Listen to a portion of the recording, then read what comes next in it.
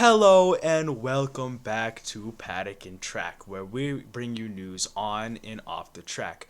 I'm Amaan and I'm joined, as always, by my co-host Max. Hey guys.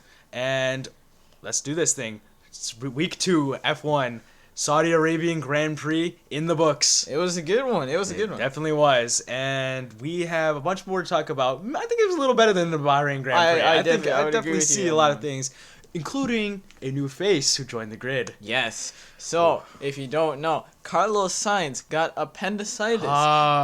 He might have even had appendicitis during FP1 and FP2, but he drove anyway. And so, he went through surgery. He is supposedly in recovery now, which is good to hear. Good. And he was at the race, actually. So yes. he must be doing all right. Ferrari, since he couldn't drive in the Grand Prix, has brought in reserve driver Oliver Bearman. Yes. So you may know him as the reserve driver for Haas. Ferrari and Haas kind of share the reserve drivers. So, so Oliver comes in. He did a pretty good job on his first ever drive with Ferrari. Yes. His first ever drive in an F1 car. Wow, yeah. Well, he had driven, to be fair, in like one practice session in the Haas, but still in a Ferrari in a whole race. That's very impressive for me. Very, very impressive. I do agree. He qualified in 11th, narrowly missing out on Q3. Very close for him. And then at a great race, he finished P7. Which, again, beautiful race from him. Beautiful race. He picked up some good points for Ferrari. Who knows? He might even finish ahead of Logan Sargent in the championship. Not again. Yeah. And then, so a very good drive by him. Very, very nice drive. I applaud him, and I hope really well for his future endeavors. Mm-hmm. All right, let's get to it. So, in the race start, before the race started even, Gasly in the Alpine, again, troubles for Alpine. He reports on the radio, I have a gearbox problem. During the formation lap. So they start the race, and he just immediately just retires. He's just out. They retire the car. After that first lap, he pits, and they retire the car. Yeah. A miserable start for Alpine. Of course, again, as we talked about in the last episode, they're having lots of problems right now. Yes, and the struggle will continue. That's fully expected, but just don't have hope for Alpine for now. Yeah. So, after that, though, the race got started to a pretty good beginning. But we also noticed a little bit of a false start by Norris. But not really, though. It was very strange to watch. So, especially looking at it from an overhead camera, I feel like was the best angle. Yes. And from George Russell's perspective, you see Norris start a bit early. Yes. He's definitely jumped it. But what constitutes a jump start in Formula 1 is that they leave the little box that they sit in. Yes. And in order for them to fully leave, the front tires have to, essentially not be making contact with the paint on the ground. So it was still, I think the back tire, back of the front tire was still touching the line. So I think it did. They investigated. The FIA did investigate it, and they did come to the conclusion that he didn't leave the line, and no penalty was given to him. So definitely a good thing for Norris. And not getting that penalty, because that would have really hurt him. Yes. I do want to make a note really quick. I think we forgot to mention this last week's for last race episode, but the FIA has changed some rules. They have. One of the biggest ones is when you can employ DRS. So previously you had to go through 2 laps of racing. And then you could do the DRS, or 2 laps after a safety car, something like that, right? Yes. Now it is only 1 lap. Which does make a difference for a lot of these drivers. Definitely. It really helps them to stick together, which is very helpful for them. And which also brings better racing for us fans as well. For sure.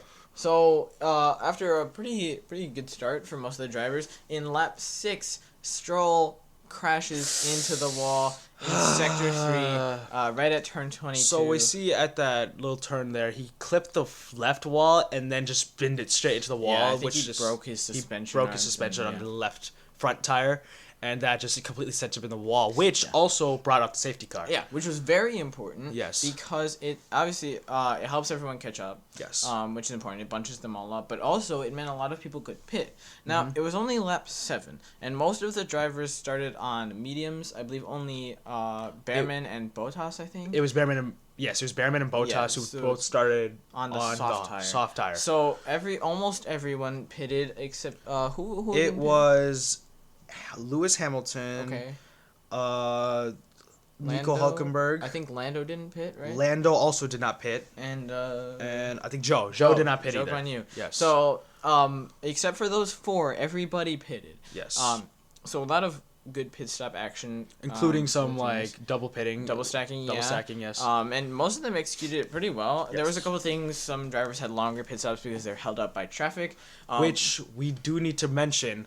Sergio Perez got a 5-second penalty. Yes. For what was it? He was in Alonso's way. Essentially, the pit crew released him almost into Alonso. They call it an unsafe release. Yes. So basically, it's the pit crew's job to tell the driver when they can go, and they told him he could go, and he came out of his pit box right as Alonso was driving past, so they almost came in contact. They didn't, but they were very, very close. It's very unsafe. Yes. So he got a 5-second penalty for that. Okay. But otherwise, most drivers kind of maintained about where they were since everybody pitted. Everybody pitted also for the hard compounds, just to let you all know. So most of them are then trying to go all the way to the end. Yes. Which is difficult on those hard tires because, they're the hard tire, but you still have a long way to go. I believe it was, 56 laps? So, yes. No. It was 50 laps.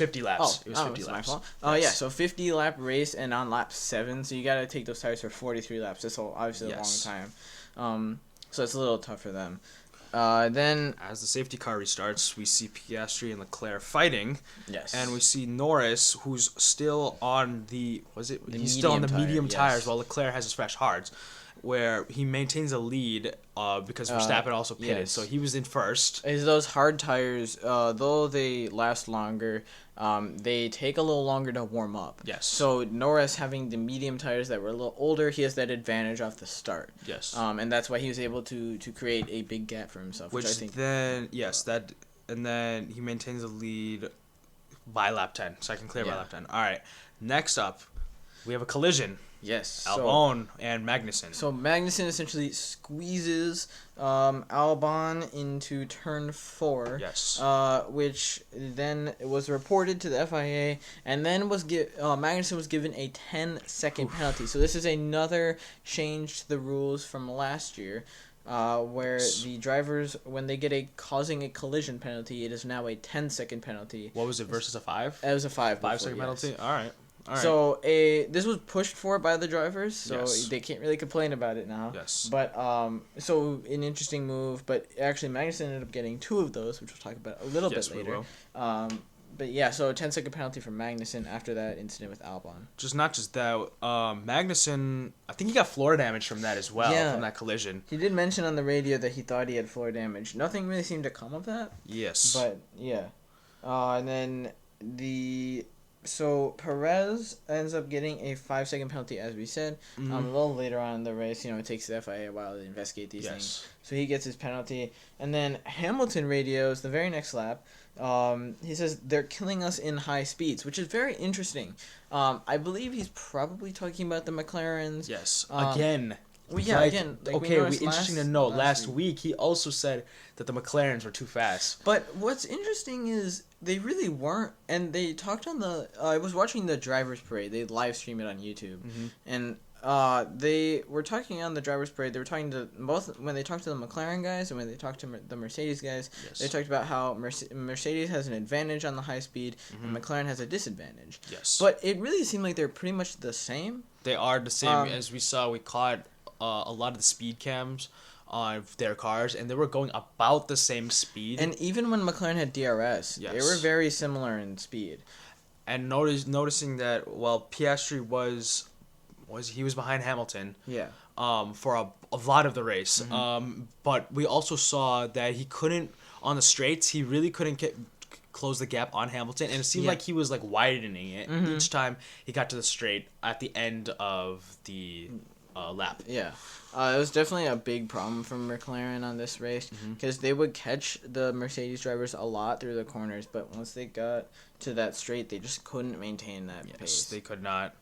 And then we see Magnussen get another penalty on lap 21, another 10-second penalty, so 20 seconds of penalties total for him. Because he caused a collision, he left the track and gained an advantage which on Yuki Tsunoda. So essentially, when if you're 4 wheels over the white lines, that's track limits, and if you overtake someone, that is leaving the track and gaining an advantage. And you have to give that place back to the person you did unfairly take the spot from. So Magnussen did not get that place back. Thus, he got another 10-second penalty onto his race time. Right. I think also on lap 38, Alonso did touch the wall on turn 9. Yeah. But it wasn't like Stroll, who obviously bended in the wall, but it was just a slight touch that really didn't have anything again. Yeah, I was worried he would pick up some damage from it, but it really didn't seem like it affected him much. And then Ricciardo spun right at the end. It was hard to say exactly what happened. They didn't really show anything other than like a onboard shot. Yes. So it was a little hard to say if he got touched from behind. But it really didn't matter since he was also like towards the bottom of the grid anyway. Yeah, but it's kind of a rookie seeming mistake for him. Seem like it's out of character for him. Yes. All right. Well, that was the entire race that happened, but we need to talk about driver performances. Yes. So what do you think? Like, what stood out to you? Well, definitely what stood out to me was Ollie Bearman. Yes. Ollie Bearman. I'm still getting used to that. It's very interesting to me, but he did a great job. Yes. Again, in essentially his first F1 race. He just qualified for pole in F2, and then he got the call that they needed him in F1. So he's like, all right. I mean, who wouldn't turn down that opportunity? Yes, of course. And so he finished P7, gained some great points. Yes. He made up 4 places. He got driver of the day. A very, very good drive for him on his first ever F1 race. Yes, I definitely agree with that, and he definitely is one of the promising young and upcoming drivers, as he's only 18. Yeah. And as we've seen many greats come from a young age. We've seen Max Verstappen as well. I mean, just seeing these young drivers, they definitely have something to fight for, like something to get to like that next step. And I feel this is really good for Ollie Bearman. Yeah, really good for the sport too, just to see some new talent coming in. Making a difference in the whole thing. I mean, we also saw that he went up 4 places. He was P11. He just missed out Q3 in qualifying, but he did make up for it by by finishing P7. But also, he was in P9 for the longest time before Hamilton and Norris decided to pit at the end of the race, and it proved that pit stop was not enough to actually secure those places that they had, which is really good for Ollie Bearman as well, and just like a questionable strategy for Hamilton and Norris. Yeah. But anything to add on that? It was interesting that they decided not to pit at the safety car. Yes. I kind of expected that those cars especially, they kind of want to come in. If everyone else is coming in, like, I think at that point it's like, all right, I'm going to pit too. Yes. And we see that because Piastri finished 4th place. He did. So he did much better than Norris. So I don't think it was the right strategy to keep him out really long and then on the mediums and then go to softs. Yes. I think if they wanted to do that, maybe you start on hards. I mean, we did see Hamilton have the fastest lap for a brief amount of time on those soft tires, but it's just the strategy just confuses me because it was like in the back, it was in like the back half of the race, towards like the end, which like doesn't even give you enough time to even catch up because the gaps to like the drivers, there was like different like places where drivers were, like clusters of drivers were, where we had like the leaders far cut away, and then we have like the middle ground where like there's like these like few drivers that like are fighting for the spots. But that definitely was confusing. As we also saw that I think it was like Joe, like the other people that didn't. Yeah, Joe and Magnussen also, they also switched their tires to softs as well. And I think someone pitted a second time as well. I believe Bottas. Bottas did. He pitted for softs as well. I will say on the topic of Magnussen, really quick. Yes. He did a very, very good job. During the race, essentially Magnussen's role was to be the guy who holds everyone up, to help Hülkenberg, because Hülkenberg scored points. He got 10th place. He did. Which is not a lot of points, but it's something. They'll take it, right? And so to see Magnussen, so Magnussen's job essentially was just back everyone up so that Hülkenberg has this huge gap, so he can just do his thing. I'm sure that the strategy changed as he got those penalties, but if he knew like in his mind that he wasn't going to get points after that, so his next point was to help his teammates, which is really good for Haas to get these points, which is well needed as well. And it's good for Haas to see that teammates are working together. Yes, that is definitely true. There didn't seem, maybe they just didn't show it on TV, but there didn't seem to be too much resistance from Magnussen. No, I don't think so. So it's really, really good for Haas to see that they have two people who are willing to work together and work together well. Mm-hmm. We have seen in the past that Haas has had some somewhat unfortunate driver pairings that didn't work out great for them. If we look back to 2021, obviously it really did not work out for them. And even before then, really they couldn't figure out with their drivers. But even though they don't have a ton of performance, again, they got points. They had good teamwork. That's really important to see for Haas. Yes, I mean, we've seen that Haas is a team that really doesn't have much hope because of what happened internally before Alpine happened. Yeah. They were the one they were the mess of the grid, but I think showing this like teammate unity is really good sign in the right and a good step in the right direction for Haas. Yes, definitely. I think one of the biggest losers from this race was RB. Yes. Mostly really Yuki Tsunoda. Mm-hmm. He qualified P9. It was their first Q3, I guess, really ever as a team, but of the year. And I think kind of went away. It didn't. I think he unfortunately was. I think this was like the most like interesting parts of the race because this was like when many overtakes were happening. Yeah. Where I think which laps were this? I don't remember. I'm not sure exactly. But I think it was like the middle of the race. Yeah. He was going to overtake Magnussen. Yes. At the end of the lap. Oh, it was so sad. It was okay. So then he was turning into turn 1, but he didn't defend properly against Magnussen. No, the problem was that he did defend. He did. So then he what didn't happened? need to defend. He didn't need to. He shouldn't have started to defend because it screwed up his race. Like the problem is that Yuki got past. So he got past on the straight, right? Yes. With the DRS, and he's past Magnussen fully. Like he's a car length ahead. Well, he's not a car length ahead, but he's fully in front of Magnussen. Yes. But the problem is that he didn't like take the racing line. No. He tried to swoop in and cover, but he didn't need to defend. Yes. He needed to be aggressive. And then Magnussen took him out on the outside around, and which also led to Yuki going wide off the track, which also led Ocon to take his spot as well. The fact that Ocon passed him, that's really concerning. Because again, like we talked about last week, Alpine is they're in such a bad spot right now. Yes. That it's very, I think for me, if I were one of those teams and I see an Alpine go past me, I'm concerned. Yes, because Alpine is the slowest car in the grid. Definitely, yeah. But other than that the race was very interesting as well. But also, I would like to say that Verstappen did not really dominate the race. Perez was 6 seconds behind him. I know that seems like a lot, but it's still a very strong showing by him. I suppose it's, again, like you said, it is good to see. Well, I don't know if it's good to see, but it's good for Red Bull at least to see that their drivers are 1-2. The first 2 races of the year have been a 1-2 for them. Yes. So it's very good for them.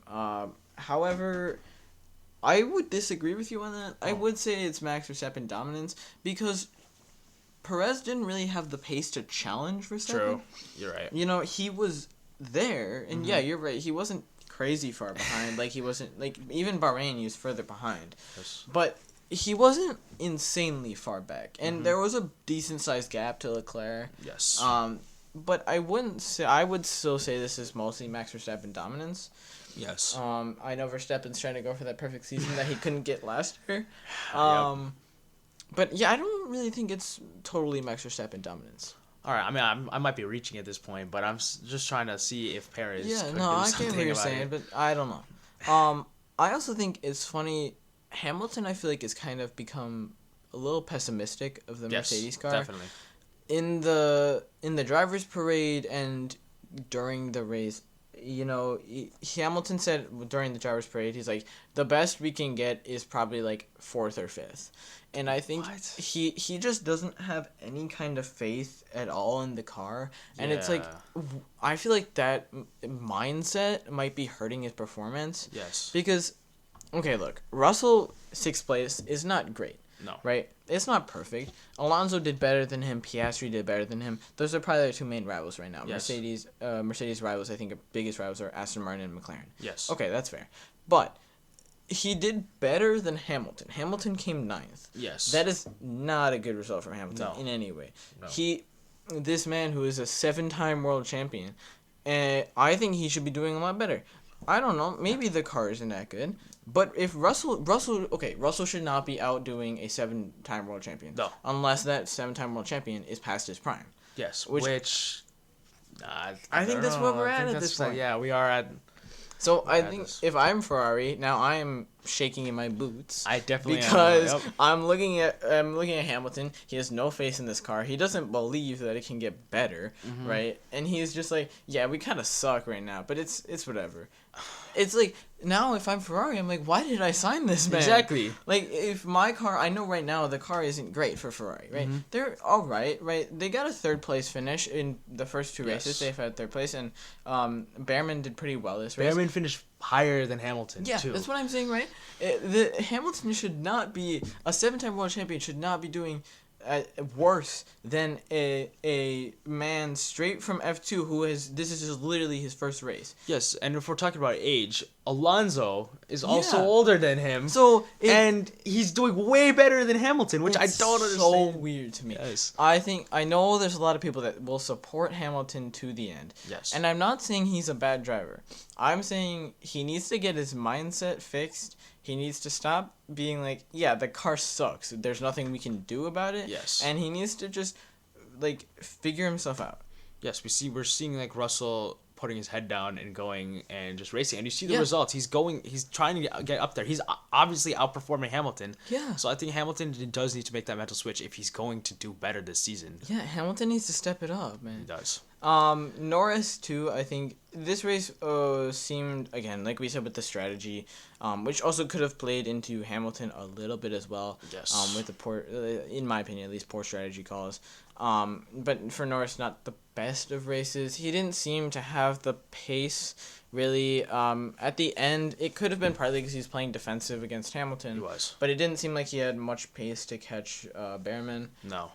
So that's not what McLaren want to see. Again, we talked about that their straight line speed was not really great. No, not at all. I mean, Mercedes and McLaren both have about the same straight line speed, but it is interesting to see what issues we see now that could be fixed down at a later date. It was also interesting for me to see that. So Leclerc got the fastest lap. He did, but on the last lap with old hard tires. That's very interesting because that was weird to me. Hamilton got the fastest lap on fresh softs. Yeah. He got it, set the fastest lap. All right, yes, cool. That happened. Leclerc had his hard since lap 8. Yeah. And it was like lap 49 that he got the fastest lap. Yeah, lap 50 actually. Or it was lap 50, last lap. And he got the fastest lap. I don't understand that. I mean, I don't know if Leclerc like pressed a little button and he was like, yeah, I want to go fast now. It's like, why wasn't he doing that before? But how did he have all this pace all of a sudden right at the end? I don't know. I mean, that's very odd to me as well. Maybe he's just like, just use the rest of the battery, right? Because, their battery has to charge up and stuff. So maybe he's just like, I'll just use the rest of it. It's the last lap. It doesn't matter. That probably makes sense. I mean, there's not anything else that could have happened. But still, you would think that Hamilton would be able, or anyone really, who had gone on softs. I think Zhou and Bottas had both gone on softs. I think any of them could have been able to do the same thing. So and it's like the softs give you so much more of an advantage over the hards. Yeah. So that was interesting to see. Definitely good for Ferrari. Again, 100%. We're talking about last episode. We talked about the tire management of Ferrari. Yes. So it seems like that's been phenomenal tire management by Charles. He definitely salvaged that fast lap. And those points are very useful for. Yeah, definitely. I think it'll help him down the line. Yes. And that extends Ferrari's lead over Mercedes in the championship. Yes. And Piastri's P4 definitely helps McLaren out. Definitely. I mean, also that was really good. I mean, I think that pitting strategy also like shook up the top 10 of bunch with Piastri moving all the way up because he was stuck behind Hamilton for a long time, but then Norris and Hamilton both pitted, so that definitely helped Norris get up to that 4th place. But even though he is 4th place, I don't know how that McLaren's turning out right now. Just still with straight line speed. Yeah, that's definitely a problem for them. And Piastri up in P4 shows that they have some kind of pace. They do. But I don't know exactly if they'll be able. There's got to be something they can fix. Yes. And if they continue to develop like they did last season, if they can do that kind of thing again, I think they'll be in a good spot for the end of the season. Yes, and I know we've been rooting for Lando's first win. I don't know. So far, I don't see it. Yeah, it's okay. If they can develop like they did last year, yes, I think they could do it. They could. If all right. I think he could get his first win. Yes, if they but we also need to severely hinder Verstappen as well. That's the thing. But here's my opinion on this, right? All right. If they can develop like they can last year, right? Last year they started back of the grid. They're basically the Alpine. Yes. Right? If they can develop like that again, I think they could become a top 3 team. Oh. I think Mercedes, their development last year was meh. So I don't know that they're going to be Mercedes, how much Mercedes will improve. Yes. But I think if McLaren can improve like they did, similarly to how they did last season, I think they could become... Well, I sure hope that's going to happen because my prediction is that they're going to finish second, which I don't see happening right now. I don't know about that one. I think it's still a solid claim to say that Ferrari could come second in the championship. Oh, yeah, you definitely said that. I think Red Bull we kind of already seen. I think they're probably going to end up winning. Unless there's some huge shocker. I don't think it's going to happen. Yeah, I mean, we've seen that Red Bull's internal issues, but it looks like those issues have been solved. It's kind of weird. So the allegations against Christian Horner have since been passed. There's some things about Helmut Marko that have been going around, but I don't know about those. We also see that employee who did accuse Christian Horner does get suspended from Red Bull. Yeah. For false allegations. Yeah, so it seems like Red Bull's having some internal issues that they kind of need to sort out before they can... Yes, and then you crazy fans who believe that this is Red Bull's downfall, I wouldn't put your hopes up yet. I will say, so there's been some pictures floating around that of Jos Verstappen, Max Verstappen's dad, talking with Toto Wolff, I believe. Yes. Yeah. So Toto Wolff is the Mercedes team principal. Yes. So Max's contract is, I don't think it's up until 2028. It's until 2028. So there probably is some clause in there that he can break. There is a clause that he can break. He can leave for any team at any point. Then why do they have a contract if you could just... Okay, whatever. I don't think that was exactly it, but you can so there's some sort of clause I'm sure in there that he could leave, and but it seems strange to me that he would go to Mercedes when Red Bull is where they are right now. Yeah. I know he is Jos Verstappen is supposedly not happy with what's been going on internally, but it's I don't get why Jos Verstappen has such an impact. Yes. Because it's not like he's Max's manager. No. He's just his dad. Yes. So it's like, why does he have to have such an impact on Max if he's like, what's his role there? I have no idea. That's something that's a mystery. I mean, we don't have any evidence of anything that, like, any motive why he would do that. I mean, yeah. If he's just unhappy, he's unhappy. But if he's just talking, he's just talking. We as fans just look into it a lot as well. Yeah, I think that's definitely true. You kind of try and read between the lines. But there's also been a rumor about Adrian Newey. Yeah, I don't think also leaving Red Bull. But what? Okay, I don't think that's gonna happen because the thing is that where would he go? Right, he's gonna go to probably one of the top couple of teams that has a lot of money. Definitely. Because he's Adrian Newey. He knows what he's worth. He's the hands down mastermind that revolutionized Red Bull's car. Yeah, but I think if he goes somewhere, I don't really know where he would go, just because I'm sure Red Bull's paying him a ton of money, and I don't see why he would have any reason to leave. 100%. Because Red Bull's putting out the performances, right? They are, and using his car, mostly his car. Right, so why would he want to leave? I have no idea. I'm looking for a new challenge, fix a new car. I guess, but I mean, if you're getting results, if it ain't broke, don't fix. Why would you worry about it? Exactly. I mean, I think this is just smoke, and just nothing's really gonna happen. Yeah. But all right, I think moving on to we can look at the final finishing. Have we talked about the finishing grid at all? A little bit. We can go over it. Yes. So as we know, Verstappen, Perez, Red Bull 1-2. Yeah. Finish. Verstappen dominance. Yeah. Nothing new about that. The usual. Leclerc didn't have brake problems this week. He didn't. So they must have gotten that figured out. Yes, and which got him third place. Piastri fourth in that McLaren that we are also very interested about, and we're gonna have to watch how that pans out in the future. Yeah, definitely optimistic about that. Fifth, we got Fernando Alonso. See, now he's been in F1 for so long.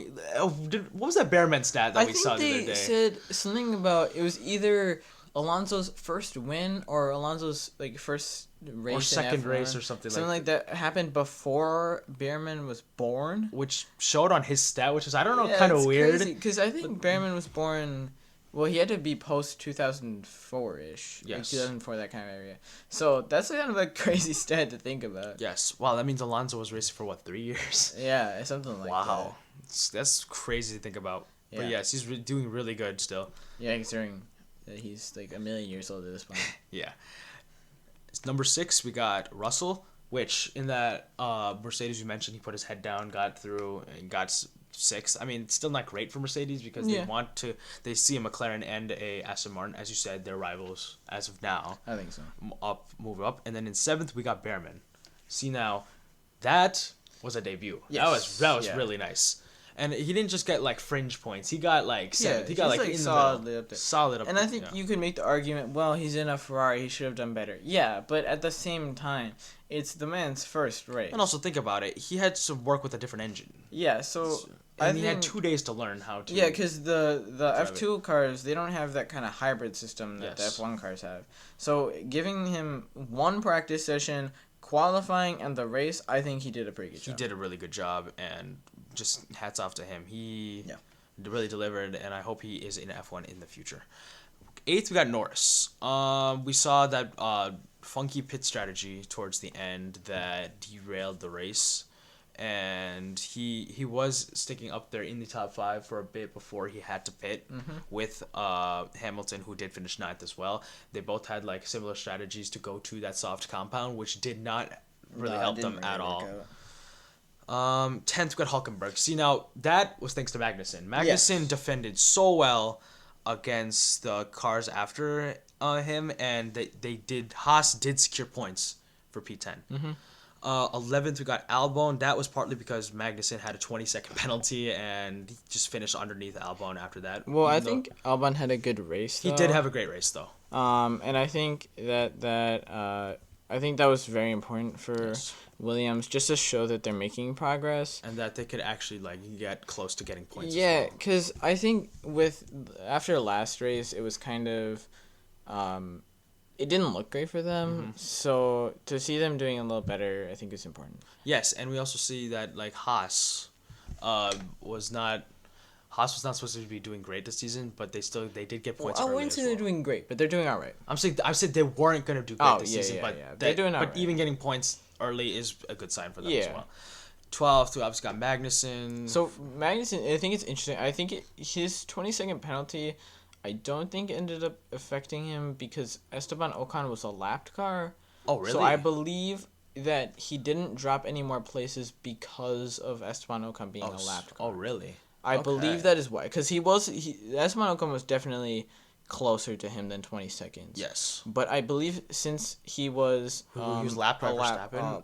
Yeah, so Verstappen lapped up to Esteban Ocon. Yes. So I think that the reason Magnussen stayed 12th place and didn't go any further... Verstappen didn't catch him? I think because he didn't get lapped. Okay. That's very interesting. Wow. And then obviously we got Ocon, as you mentioned, 13th. I mean, in that Alpine, just... Yeah, it's not a great car. Not a great car at all. 14th, sadly, we got Yuki. Oh, it was such a tough race for him. Yes. You gotta feel for him. That it was a tough... part of it was his own fault, right? Like we said, he shouldn't have defended as much as he did. Overcompensated for it, and he paid dearly for it, and he couldn't really recover it since it was towards the back end of the race as well. 15th, Logan. I mean... He was not strong. No, not at all. I mean, we could have defended him last week, but this week really wasn't much of an excuse. Yeah, there was no excuse. I mean, neither car did great, but Albon was still 11th, which is better than better than 15th. So. I mean, at least he's not P20. That is true, but also P20 was crashed out. So. And 19 was also crashed out. So yeah, P16 we got Daniel Ricciardo, which I think that's not great at all. The fact that he's not outperforming Yuki is a big red flag. If I'm Red Bull right now, I'm concerned because Ricciardo has so much more experience. Mm-hmm. He has race wins, he has podiums. Yuki doesn't have all that. Nope. So to see Yuki doing better than Ricciardo is definitely. And then seeing him doing that rookie mistake towards the end, spinning out. Yeah, that's concerning for Red Bull. Then we got 17 and 18. We got both the stake cars, Bottas and Joe, and that was also because they also pitted very late as well. I think they figured at that point they're like, we're not getting any points. Let's just try and go for fastest lap. Yes. They didn't get it. Nope. But they were like, it doesn't matter anymore. Let's just go for it. Yeah, and obviously we got Stroll finishing P19. Well, not finishing, crashing at P19, and Gasly retiring at P20. He didn't. He had a gearbox issue. Yeah. And that was the Saudi Arabian Grand Prix. Well, that was a really fun race to watch. And what did you think? I really enjoyed it. It was a good race to watch. I'm glad we were able to watch it live. Actually, yes, that was really great. Fun. Yeah. I'm excited for the next race, which is Australia, I believe. Oh, all right, cool. Thank you for listening to Paddock and Track. We will catch you in the next episode. Goodbye.